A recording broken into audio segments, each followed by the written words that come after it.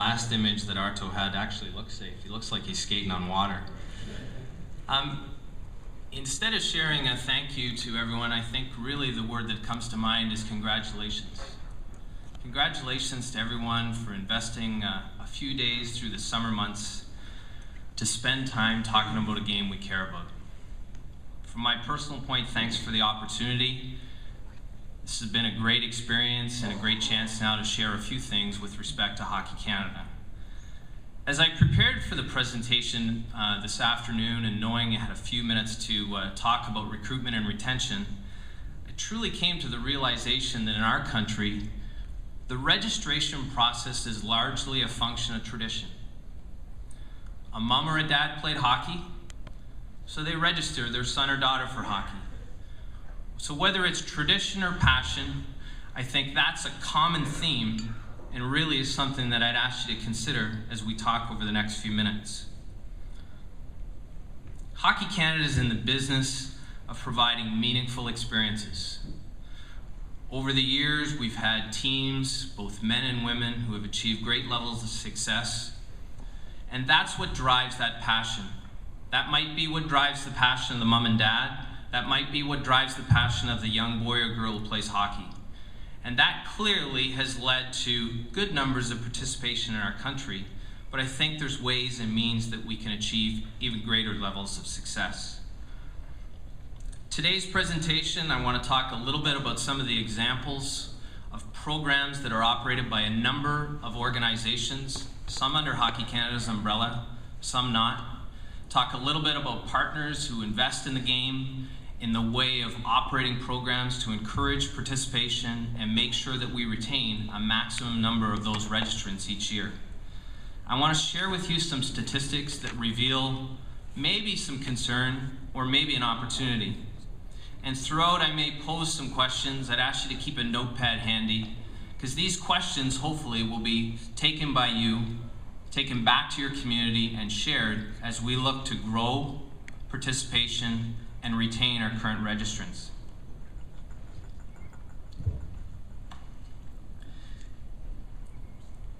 If we think about how things have evolved here over the last few days, and we think about the fact that tradition has largely led to the registration of hockey in Canada, I would wonder if you would be concerned based on the fact that Statistic Canada says that within 20 years, 30% of Canadians will be foreign-born. 30% of Canadians will be foreign-born. Will they have that passion? Will they understand the tradition of registration?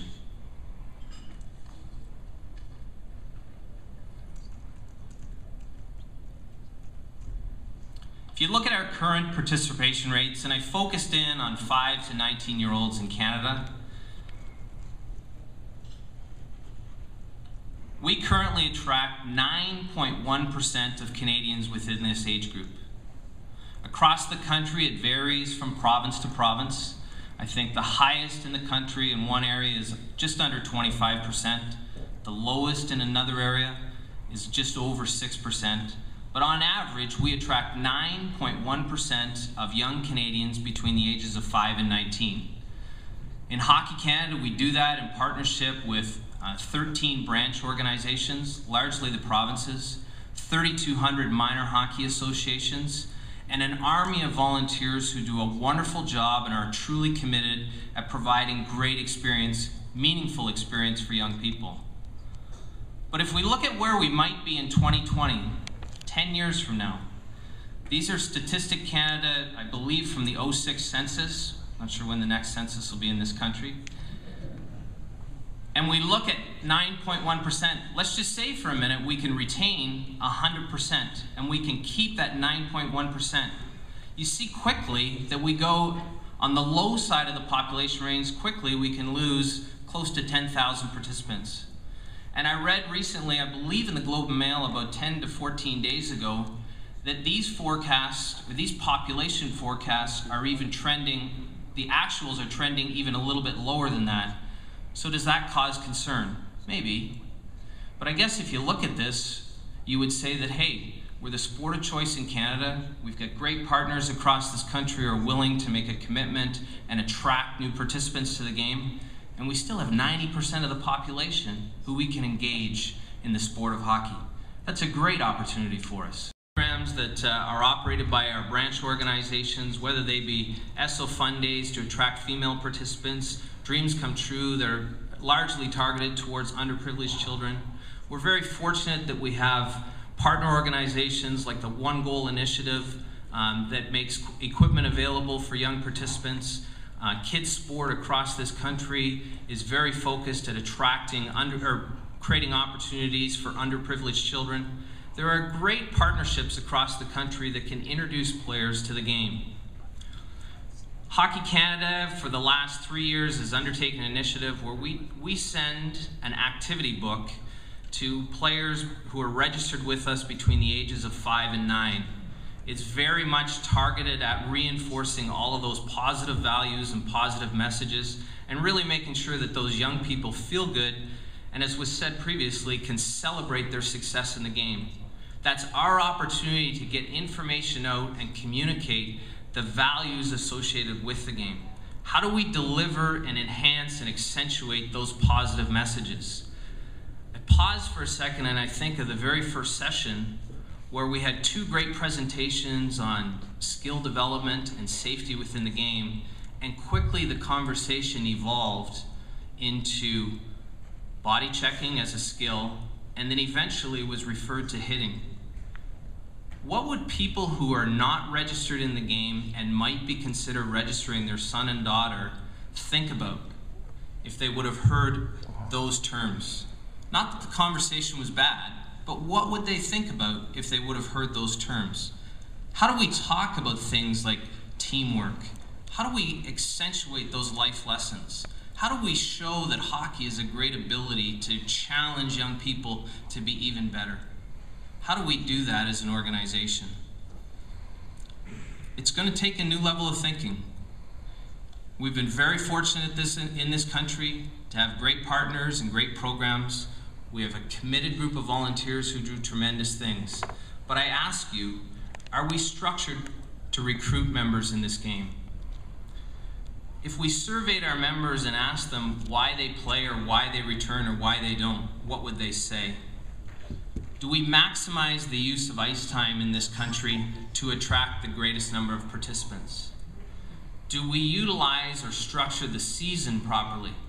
Do recreational hockey players who want to simply play recreational hockey need to play every year from September through to March? Could House League hockey have 2 seasons, one prior to Christmas and one after?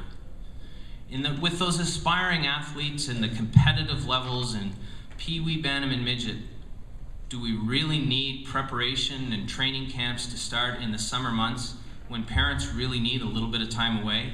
And that may cause a bit of a negative perception towards the game. I don't know the answer to those questions, but they're things that we need to think about. Are our regulations structured in such a way that it may be in some cases encouraging participation, but are regulations structured in any way at all that they may discourage participation? What's the quality of our program? McDonald's is a partner of Hockey Canada, so I can give them a little bit of a plug. And not that I eat a lot of Big Macs, but I have from time to time. And you know what? A Big Mac in Charlottetown, Prince Edward Island tastes exactly the same as a Big Mac in Moscow, Russia.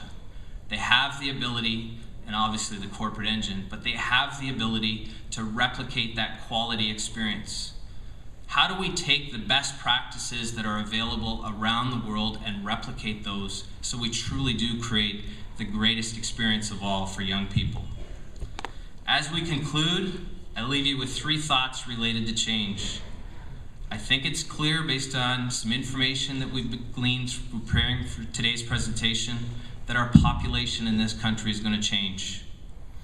I think it's clear through some of the presentations today that the interest and some of the distractions for 5 to 19-year-old participants has changed. Ladies and gentlemen, are we willing to change? Thank you very much.